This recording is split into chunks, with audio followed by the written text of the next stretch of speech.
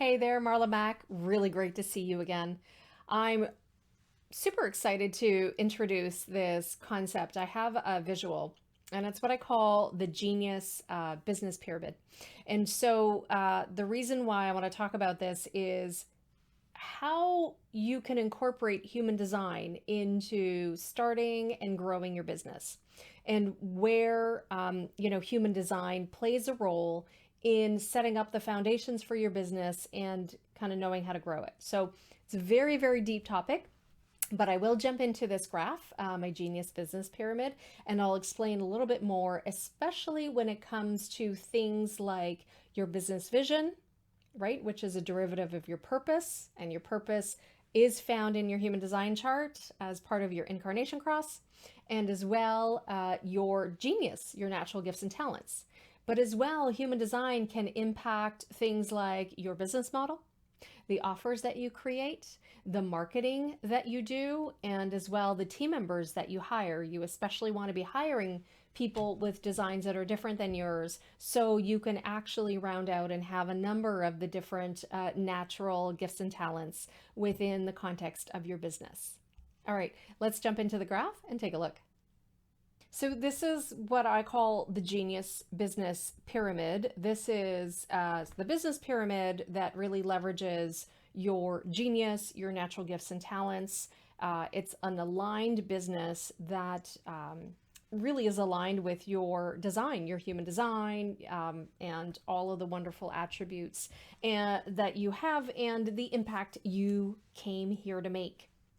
So one of the things that I've noticed time and time again, jumping into coaching programs, is immediately kind of jumping into like working on your offers, working on your marketing. Those is kind of really the concentration between the two. And as well, potentially posting thousands of times a day on Instagram and Facebook and all the fun stuff. What I realized is, as a 1-3, I am a 1-3 profile in human design. That's really kind of, in a way, it's probably the most grounded profile. It's foundational.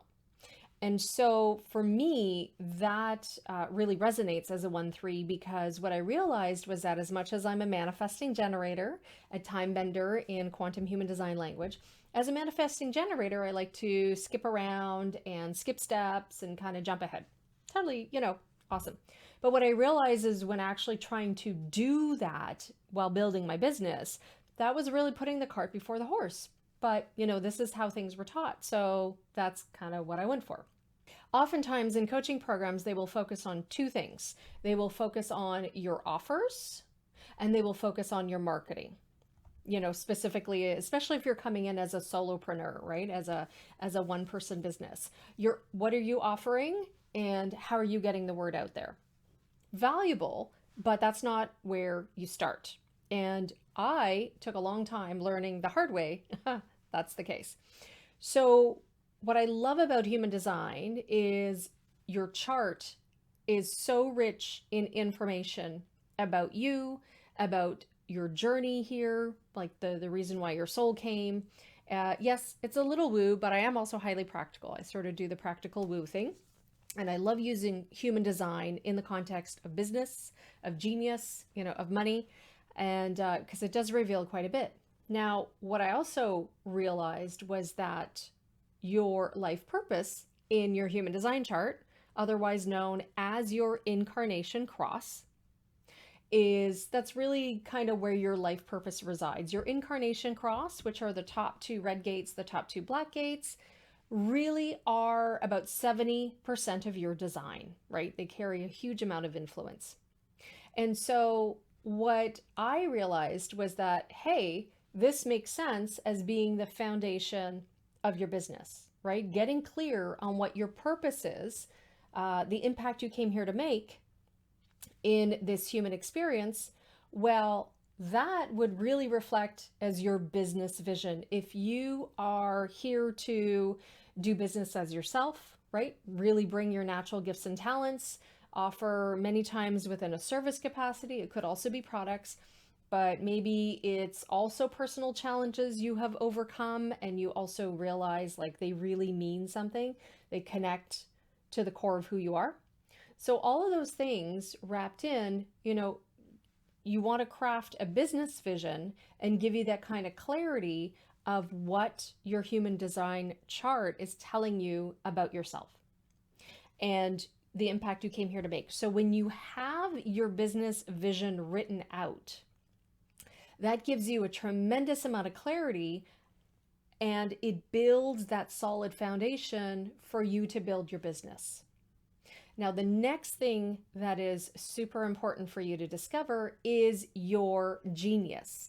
And your genius is really identifying your natural gifts and talents. Once again, your human design chart does a great job with that. But there's more than that, right? You're going to have developed skills and talents that you really enjoy using. You're going to have had experiences in your life that you want to bring into your business. You're going to have ways of speaking and writing and thinking and, conveying wisdom and information and knowledge, or things that you can do, and you want to bring that into your business. So that is really kind of where your genius resides. So human design is not the only tool I use to help my clients identify their genius, but it is a very powerful tool in my toolkit. And then once you get clear on your genius, you really get clear on what you're here to offer and what are the things that you can really kind of put aside or maybe not spend as much time on, because as a one-person business, you have to do a few things that may be outside of your genius. But then once you get some traction, now you have that opportunity to hire a team, which is up here, and they would, your team would and should have natural gifts and talents that are different than yours. Why? Because now they can fill spaces and voids in the business that you're not able to fill with your own genius. And they can bring their genius to the table, because we all have very different geniuses. When you have a team and when you're clear on your genius, now you can hire for the genius that you don't have. And that's where knowing your genius is so vital. You also know how, what kind of business models would better work for you and not for you, right? Which business models would support you, not support you, right? You don't want to be trying to force and push in your business and run into burnout, right? You're not going to be very productive. So your business model is really going to hinge on your genius and also your business vision. Your offers are going to hinge on your genius and your business vision, and your offers really are going to be a derivative of your business model. And then, as we talked about, team, and then of course your marketing. Your marketing is going to be a derivative of your genius and your business vision. So I hope this is all making sense. If you are interested in diving a little bit deeper, I have a workshop. Sometimes I host it live. Sometimes I have the on-demand recorded version immediately available. But I have the BIZ Vision by Design workshop. This is creating your business vision using your human design chart. And I'm going to have the information, the link for the workshop below. Thanks so much for tuning into this. I hope this was helpful and enlightening. And I hope you continue your wonderful human design journey, especially when it comes to starting and growing your aligned and fulfilling business. All right, cheers.